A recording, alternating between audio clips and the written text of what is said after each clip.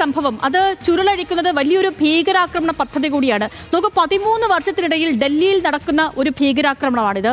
പല സംസ്ഥാനങ്ങളിൽ പല രീതികളിൽ കഴിഞ്ഞ 48 മണിക്കൂറിനിടെ ഭീകരവാദവുമായി ബന്ധപ്പെട്ട് നിരവധി കേസുകൾ നമ്മുടെ രാജ്യത്ത് രജിസ്റ്റർ ചെയ്യപ്പെട്ടിട്ടുണ്ട്. പക്ഷേ ഇവ തമ്മിൽ കൂട്ടിവായിക്കാൻ ശ്രമിച്ചാൽ നമുക്ക് കണക്ഷനുകൾ ഉണ്ടെന്ന് മനസ്സിലാക്കാം. എന്നാൽ അതെല്ലാം തമ്മിൽ കണക്റ്റഡ് ആണോ എന്ന് ചോദിച്ചാൽ കൃത്യമായ തെളിവുകളൊന്നും തന്നെ ഇല്ല.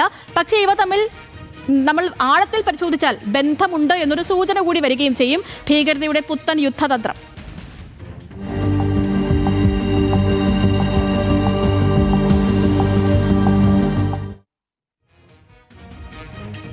ചെങ്കോട്ട സംഭവവുമായി ബന്ധപ്പെട്ട് 15ഓളം പേരെ അറസ്റ്റ് ചെയ്തെങ്കിലും പ്രധാനമായും പുറത്തു വന്നിരിക്കുന്നത് 3 ഡോക്ടർമാരുടെ മൊഴിയാണ്.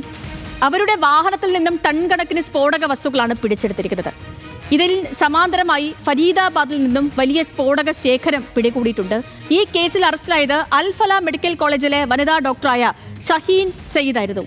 ഷഹീൻ സെയ്ദ് ഈ പറയുന്ന അനുസരിച്ച് റിപ്പോർട്ടുകൾ അനുസരിച്ച് ജയ്ഷെ സംഘത്തിന്റെ വനിതകളെ നിയന്ത്രിക്കുന്നത് ഇവിടെ ഈ ഷഹീൻ സെയ്ദ് ആണ് എന്ന വിവരങ്ങൾ വരുന്നുണ്ട്. ദേശീയ അന്വേഷണ ഏജൻസിയോട് ഇവർ പറഞ്ഞത് അല്ലെങ്കിൽ അവർക്ക് ലഭിച്ച തെളിവുകൾ അനുസരിച്ച് ദേശീയ മാധ്യമങ്ങൾ പുറത്തുവരുന്ന റിപ്പോർട്ടുകൾ അനുസരിച്ച് അങ്ങനെയാണ് കാര്യങ്ങൾ നിലനിൽക്കുന്നത്. ഇതിനൊപ്പം തന്നെ കഴിഞ്ഞിട്ടില്ല, മറ്റൊരു ഓപ്പറേഷൻ നടന്നിരിക്കുന്നത് ഗുജറാത്തിലാണ്. അവിടെ ആന്റി ടെററിസ്റ്റ് സ്ക്വാഡ് അറസ്റ്റ് ചെയ്തിരിക്കുന്നത് 3 പേരെയാണ്. അതിലും ഒരാൾ ഡോക്ടറാണ്. ചൈനയിൽ നിന്നും MBBS നേടിയ ഇയാൾ ഒരു കെമിക്കൽ വെപ്പൺ നിർമ്മിക്കാനുള്ള ശ്രമത്തിലായിരുന്നു എന്നാണ് റിപ്പോർട്ടുകൾ. ഈ ഓപ്പറേഷനിൽ ATS റൈസിൻ സീഡ് കണ്ടെത്തിയിരുന്നു. ഈ എന്താണ് റൈസിൻ സീഡ് എന്ന് ചോദിച്ചാൽ, റൈസിൻ സീഡ് ഏറ്റവും മാരകമായ, അതായത് നമ്മുടെ ഭൂമിയിൽ ഇതുവരെ ഉള്ളതിൽ വെച്ച് തന്നെ ഏറ്റവും മാരകമായ വിഷമായി കണക്കാക്കുന്ന ഒന്നാണ്. കാസ്റ്റർ ബീൻസിൽ നിന്നാണ് റൈസിൻസ് ഉൽപ്പാദിപ്പിക്കുന്നത്.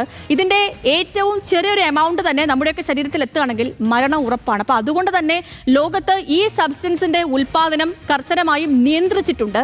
ഗുജറാത്തിൽ നിന്നും അറസ്റ്റിലായ ഈ ഗ്രൂപ്പ് റൈസിൻസ് നിർമ്മിക്കാനുള്ള പരീക്ഷണങ്ങളിലായിരുന്നു എന്നാണ് അന്വേഷണ സംഘം കണ്ടെത്തിയിരിക്കുന്നത്.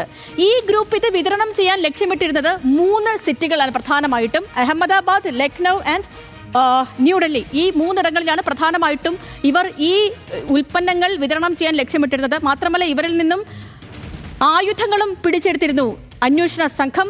ഈ സംഘത്തിന് ISKP-യുമായി ബന്ധമുണ്ട് എന്നാണ് കണ്ടെത്തൽ. ISKP എന്ന് പറഞ്ഞാൽ അഫ്ഗാനുമായി ബന്ധമുള്ള ഭീകര സംഘടനയാണ് ISKP. Islamic State Horizon Province എന്നാണ് ഇതിന്റെ ഈ എക്സ്പാൻഷൻ വരിക. ISKP Islamic State of Horizon പ്രൊവൈൻസ്.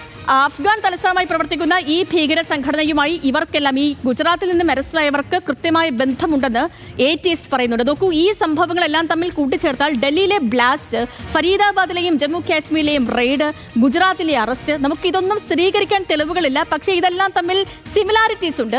ഈ എല്ലാ സംഘങ്ങളിലും ഡോക്ടർമാർ ഇൻവോൾവ്ഡ് ആണ് എന്നുള്ളതാണ്.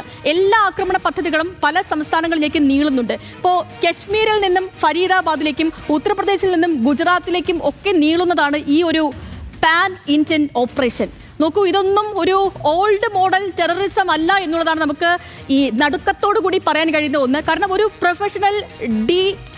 പ്രൊഫഷണൽ ഗ്രൂപ്പ് ഇതിനകത്ത് പ്രവർത്തിച്ചിട്ടുണ്ട് എന്ന കാര്യം വ്യക്തമാണ്. 3 മുതൽ 7 വരെ ആളുകൾ ചേരുന്ന ചെറിയ സെല്ലുകൾ, വലിയ ലക്ഷ്യങ്ങൾ.